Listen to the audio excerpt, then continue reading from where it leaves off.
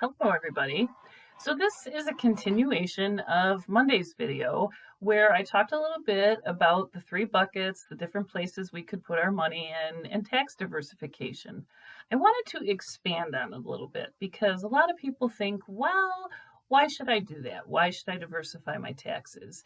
And as I explained on money, well, it's because in the long run, you end up bringing home more money than you would have if you had put everything into one place. Well, that's one reason. But here's a couple more reasons, things for you to think about. So, one, your employee sponsored plans at work. Great plans. It is absolutely awesome that employers think so highly of their employees that they want to help them to save for retirement.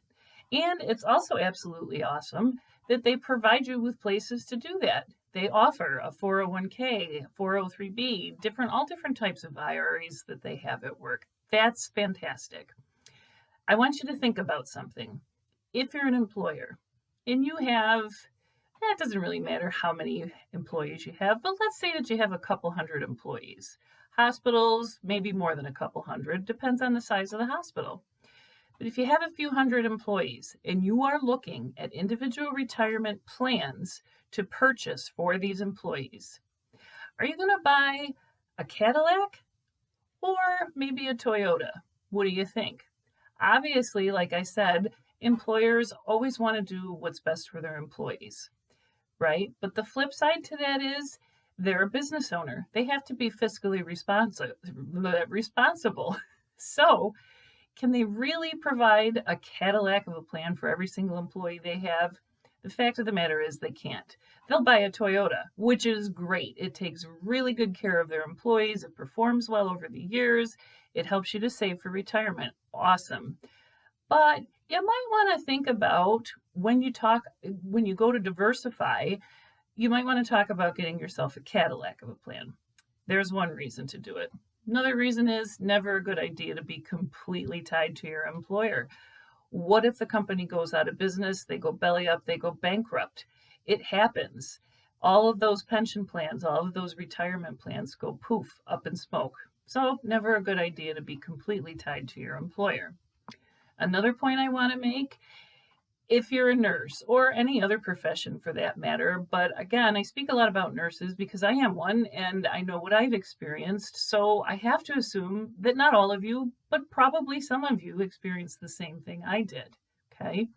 And that is, you don't necessarily stay in one position for your entire career, right? I mentioned in previous videos that I had a 30-year career as a nurse.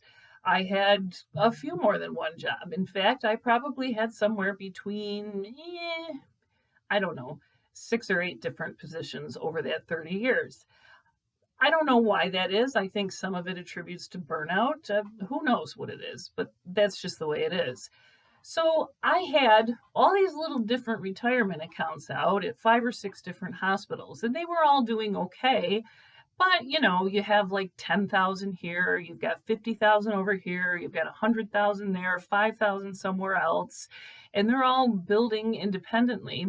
Well, think about it. If I had all of that money in one spot, there's that much more money in there, that much more making interest, right? If you've ever heard of the concept of compounding interest, that's a very interesting thing. Google it on the internet. We'll talk more about it. I'll find a presentation on it sometime because it talks about how somebody that only made $40,000 a year and started putting 10% of his paycheck away when he was in his early 30s ended up with, it was over $7 million in retirement, okay?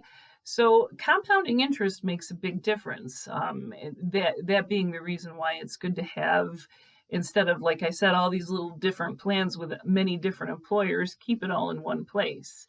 That's it for now, folks. Have a good day. Bye-bye.